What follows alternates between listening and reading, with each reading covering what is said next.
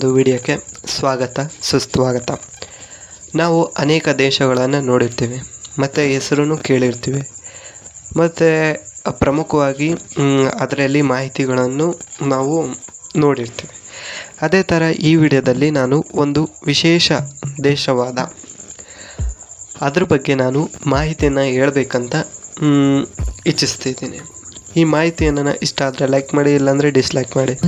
Okay, ಯಾವ ದೇಶ ಅಂತ ತಿಳ್ಕೊಳ್ಳೋಣ ಮತ್ತು ಅದ್ರ ಬಗ್ಗೆ ಮಾಹಿತಿಗಳನ್ನು ತಿಳ್ಕೊಂಡು ಇನ್ಫಾರ್ಮೇಷನ್ನ ಚೆನ್ನಾಗಿ ಕೇಳೋಣ ಬನ್ನಿ. ಈ ದೇಶ ಯಾವುದಂದರೆ, ಇಲ್ಲಿ ಕಪ್ಪು ಜನಾಂಗ, ಹಲವು ರೀತಿಯ ಟ್ರೈಬ್ಸ್ಗಳಿರ್ತಾರೆ ಮತ್ತು ಇಲ್ಲಿ ಪೂರೆಸ್ಟ್ ಅಂದರೆ ಅತಿ ಆಹಾರಕ್ಕೂ ಭಾಳ ಕಷ್ಟಪಡ್ತಕ್ಕಂಥ ಒಂದು ದೇಶ.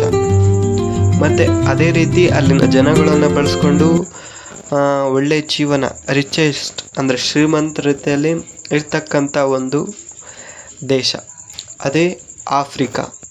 ಇವತ್ತಿನ ಒಂದು ವಿಡಿಯೋದಲ್ಲಿ ಆಫ್ರಿಕಾ ಬಗ್ಗೆ ಆಸಕ್ತಿದಾಯಕ ಮಾಹಿತಿಗಳನ್ನು ನೋಡ್ತಾ ಹೋಗೋಣ ಬನ್ನಿ. ಆಫ್ರಿಕಾ ಯಾವುದು ಅಂತ ಏನಾನ ಕ್ವಶನ್ ಬಂದರೆ ಏನಂದರೆ ಏನಿಲ್ಲ, ನಮ್ಮ ವಿಶ್ವದಲ್ಲೇ ಅತಿ ದೊಡ್ಡ ಖಂಡ ಅಂದರೆ ಅದು ಏಷ್ಯಾ ಖಂಡ. ಅದಾದಮೇಲೆ ಬರ್ತಕ್ಕಂಥದ್ದೇ ಆಫ್ರಿಕಾ ಖಂಡ. ಇಲ್ಲಿ ಆ ಆಫ್ರಿಕಾ ಖಂಡದಲ್ಲಿ 54 ದೇಶಗಳಿವೆ. ಸುಮಾರು ಎಲ್ಲ ದೇಶದಲ್ಲಿ ನೋಡ್ತಾ ಹೋದರೆ 1.4 ಬಿಲಿಯನ್ಗಿಂತ ಹೆಚ್ಚು ಜನಸಂಖ್ಯೆಯನ್ನು ಹೊಂದಿರುವ ದೇಶ ಆಫ್ರಿಕಾ ಖಂಡ ಆಗಿದೆ. ಇದು ಆಸಕ್ತಿದಾಯಕ ವಿಷಯಗಳು ಅಂದರೆ ಏನೇನು ಬರ್ತವೆ ಅಂತ ನೋಡ್ತಾ ಹೋದರೆ, ವಿಶ್ವದ ದೊಡ್ಡ ಮರುಭೂಮಿ ನಮ್ಮ ಭಾರತ ದೇಶದಲ್ಲಿ ನೋಡ್ತಾ ಹೋದರೆ ರಾಜಸ್ಥಾನ ಒಂದು ಮರುಭೂಮಿ ಪ್ರದೇಶ, ಅಲ್ಲಿ ಹೆಚ್ಚು ಉಷ್ಣಾಂಶ ಎಲ್ಲವೂ ಇದೆ. ಅದೇ ಥರ ವಿಶ್ವದ ಅಂದರೆ ಪ್ರಪಂಚದಲ್ಲೇ ನಾವು ನೋಡ್ತಾ ಹೋದರೆ ಆಫ್ರಿಕಾದಲ್ಲಿರ್ತಕ್ಕಂಥ ಸಾರಾ ಡೆಸರ್ಟ್ ವಿಶ್ವದ ಒಂದು ಅತಿ ದೊಡ್ಡ ಮರುಭೂಮಿ ಮತ್ತು ಅನೇಕ ದೇಶಗಳಲ್ಲಿ ಹರಡಿಕೊಂಡಿದೆ ಈ ಸಾರಾ ಡೆಸರ್ಟ್.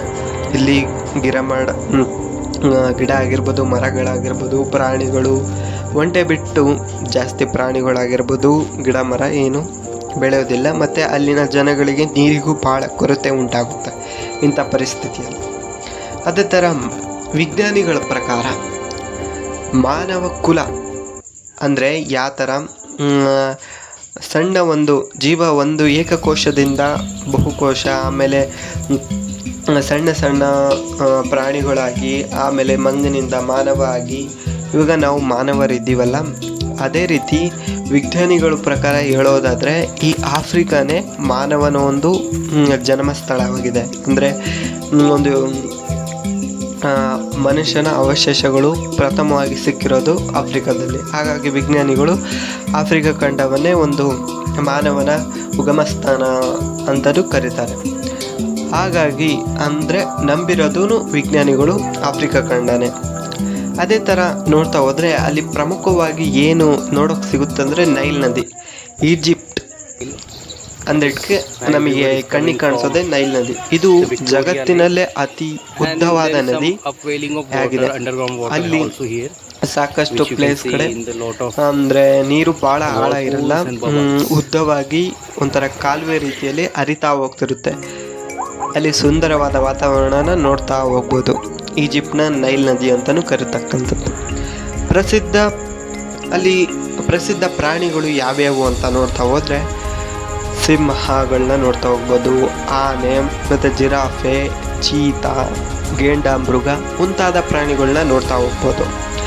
ಅದೇ ರೀತಿ ಅಲ್ಲಿನ ಆನೆನೇ ಅತಿ ದೊಡ್ಡ ಪ್ರಾಣಿ ಮತ್ತು ಜಗತ್ತಿಗೂ ಅದೇ ಅತಿ ದೊಡ್ಡ ಪ್ರಾಣಿಯಾಗಿದೆ. ಅಲ್ಲಿ ಏನು ವಿಶೇಷತೆ ಅಂದರೆ ಪಿರಮಿಡ್ಗಳು. ಈಜಿಪ್ಟ್ ಅಂದಕ್ಕೆ ನಮಗೆ ನೆನಪಿಗೆ ಬರೋದೇ ಪಿರಮಿಡ್ಗಳು. ಅಲ್ಲಿ ಗ್ರೇಟೆಸ್ಟ್ ಪಿರಮಿಡ್ ಇದೆ, ಅದೇ ಪಿರಮಿಡ್ ಆಫ್ ಗಿಜಾ ಪಿರಮಿಡ್. ಇದು ವಿಶ್ವದ ಅತಿ ಪ್ರಸಿದ್ಧ ಮತ್ತು ಪುರಾತನವಾದ ಒಂದು ಪಿರಮಿಡ್ ಆಗಿದೆ. ಇಲ್ಲಿ ಅನೇಕ ಜನಗಳು ಹೋಗ್ತಿರ್ತಾರೆ. ಈ ಪಿರಮಿಡ್ ಅಂದರೆ ಏನಿಲ್ಲ, ರಾಜರು ಮಹಾರಾಜರುಗಳು ತನ್ನ ಆಡಳಿತಾವಧಿಯನ್ನು ಮುಗಿಸಿದ ನಂತರ ತನ್ನ ಸಾಧನೆಗಳನ್ನು ತೋರ್ಪಡಿಕೆ ಮತ್ತು ನಾನು ಇಷ್ಟು ವರ್ಷ ಈ ಒಂದು ರಾಜ್ಯ ಈಜಿಪ್ಟ್ನ ಆಳಿದ್ದೀನಿ, ಈ ಥರ ಒಂದು ಇನ್ಫಾರ್ಮೇಷನ್ನ ಮುಂದಿನ ಒಂದು ನಾಗರಿಕತೆಗೆ ತಲುಪಿಸೋಕ್ಕೋಸ್ಕರ ಈ ಥರ ಒಂದು ಆಧಾರವನ್ನು ಬಿಟ್ಟು ಹೋಗೋಕ್ಕೋಸ್ಕರ ಅವರ ಸಮಾಧಿಗೆ ತ್ರಿಕೋನಾಕಾರದಲ್ಲಿ ಪಿರಮಿಡ್ನ ಕಟ್ತಾ ಹೋಗ್ತಾರೆ. ಇವಾಗ ಅವರು ಮೊಮ್ಮಿ ಅಂದರೆ ಪಿರಮಿಡ್ ಅಂದಿದ್ದಕ್ಕೆ ಅದರೊಳಗೆ ಮೊಮ್ಮಿ ಅಂತ ನಮಗೆ ನೆನಪಿಗೆ ಬರುತ್ತೆ.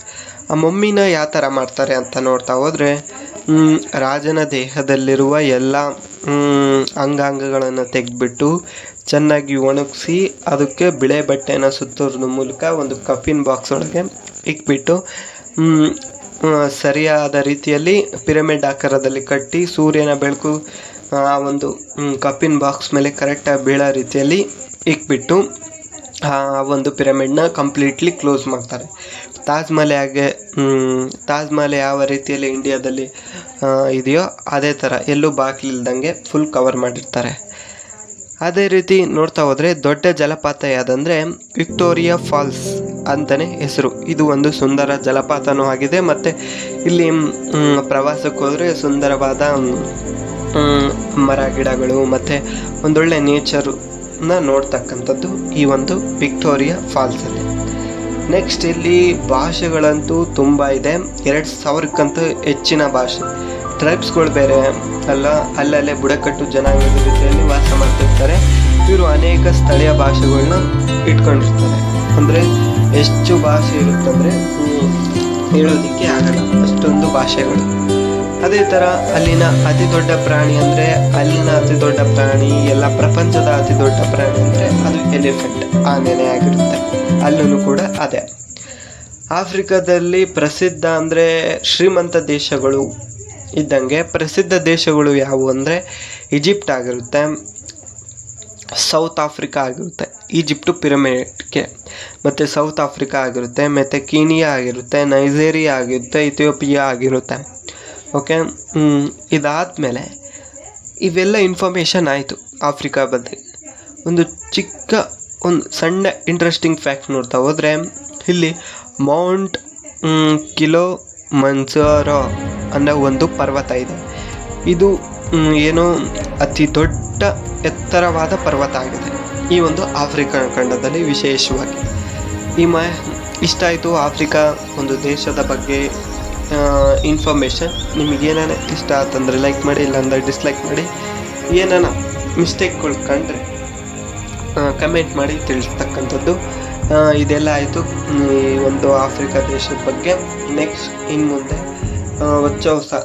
ಹೊಸ ವಿಡಿಯೋಗಳನ್ನ ತರೋಕ್ಕೆ ಪ್ರಯತ್ನ ಪಡ್ತೀವಿ. Thank you for watching.